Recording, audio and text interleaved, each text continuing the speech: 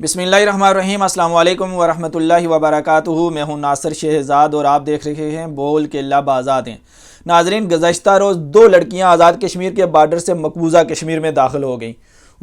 انہوں نے ایسی حرکت کیوں کی اور پھر ان کے ساتھ وہاں کیا سلوک ہوا اور پھر آزاد کشمیر کے بارڈر کی ایسی کیا صورتحال ہے کہ یہ بچیاں اتنی آسانی سے مقبوضہ علاقے میں داخل ہو گئیں، اور کیا یہی وہ پہلی دو بچیاں ہیں جنہوں نے یہ حرکت کی، یا ماضی میں بھی ہمیں کچھ اس واقعات ملتے ہیں؟ ان سب چیزوں پر آج گفتگو کریں گے۔ آزاد کشمیر کے اگر آپ بارڈر کا بمبر سے جائزہ لیں تو ہم بڑو سے شروع کرتے ہیں۔ بڑو سے آگے آپ آئیں تو پونا، جہاں پر انڈیا کا طیارہ گرا تھا،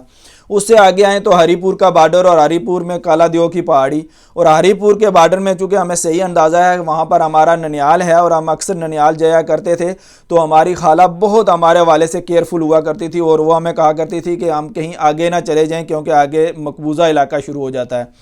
یہ نیچے ہمارا ننیال ہے اور یہاں اوپر یہ اس طرح سے انڈین آرمی کی پوسٹیں بھی موجود ہیں اور ایک طرف پاکستان آرمی کی بھی موجود ہیں۔ تھوڑا سا بندہ غفلت کرے تو سیدھا مقبوضہ علاقے میں پہنچ جاتا ہے، اس لیے وہ اکثر فکر مند رہتی تھی۔ وہاں سے ہم آگے تھوڑا سا نکلیں تو کیری کا بارڈر آتا ہے، کیری سے اگر آگے نکلیں تو پھر ٹائیں ہے، سیری ہے، اور سیری سے آگے ہم پیر بڈیسر کا بارڈر آتا ہے جو پہلے ہمارے پاس تھا، اب وہ انڈیا کے پاس ہے، اور اس کے اوپر ایک ہیلی پیڈ بھی بنا ہوا ہے جہاں پر ہیلی کاپٹر انڈیا کا کبھی کبھی آ کر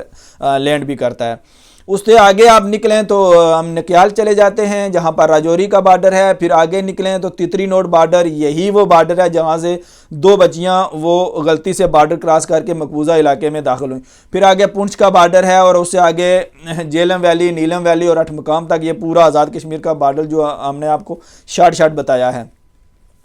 اس میں بے شمار جگہیں ایسی ہیں جہاں پر پاکستان آرمی کی پوسٹ اونچی ہے اور انڈین آرمی کی نیچے ہے، اور بے شمار جگہیں ایسی ہیں جہاں پر انڈین آرمی کی پوسٹ اونچی ہے اور پاکستان آرمی کی نیچے ہے، اور کئی جگہ پر وہ آپس میں یوں ہیں، میدان ہے اور سامنے ہیں، اس طرح سے تھوڑا سا وقفہ ہے۔ بعض اوقات وہ ایک دوسرے کو آوازیں بھی دیتے رہتے ہیں، اور اگر بعض لوگوں کے کوئی جانور آزاد کشمیر سے یا مقبوضہ علاقے سے کہیں کوئی ادھر ادھر ہو جائے تو ایک دوسرے کو آواز دے کر وہ واپس بھی کر دیتے ہیں، اور کہیں کوئی شادی بیاہ کے معاملات ہوں تو ایک دوسرے سے پوچھتے ہیں آج ڈول بج رہے ہیں، آج کیا معاملہ ہے، آج ادھر فائرنگ وغیرہ ہو رہی ہے، اس سارا سلسلہ کیا، اس طرح سے بھی پوسٹیں موجود ہیں۔ اور بے شمار جگہ پر تو اس طرح سے پوسٹیں ہیں کہ یہاں پر فرض کریں پوسٹ ہے اور یہاں سے گزر کر آپ کو آزاد کشمیر میں بھی اسی طرح ہے اور مقبوضہ کشمیر میں بھی یہاں فرض کریں فوج کی پوسٹ ہے اور یہاں سے آپ کو گزر کر اپنے گھر میں یا محلے میں آنا پڑتا ہے۔ اسی طرح انڈیا کی طرف بھی ہے،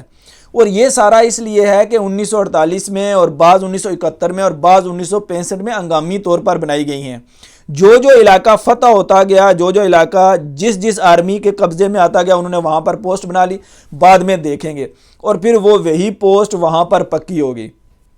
اسی طرح سے یہ جو تتری نوٹ بارڈر ہم نے آپ کو بتایا ہے یہ ضلع کوڈلی کے ساتھ ہی لگتا ہے، اور اسی کے ساتھ ہی ہے درہ شیر خان، اور آگے شیر پہاڑی اور ریچھ پہاڑی بھی میرے خیال میں ادھر ہی ہے جہاں پر کبھی کبھی کوئی تھوڑے بہت مارکے بھی ہوئے تھے۔ تو یہیں سے دو بچیاں گھر میں کوئی لڑائی ہوئی، کوئی خفا ہوئی، کوئی آپس میں کوئی معاملات ہوئے بہن بھائیوں کے یا گھر والوں کے، تو وہ خفا ہو کر یہیں سے بارڈر کراس کر کے وہ مقبوضہ علاقے میں داخل ہو گئیں، اور پھر جب وہاں انڈین آرمی نے ان کو پکڑ لیا، وزارت خارجہ کا اور اداروں کا آپس میں رابطہ ہوا، تو پھر وہ بچیاں انہوں نے واپس بھی کر دیں، اور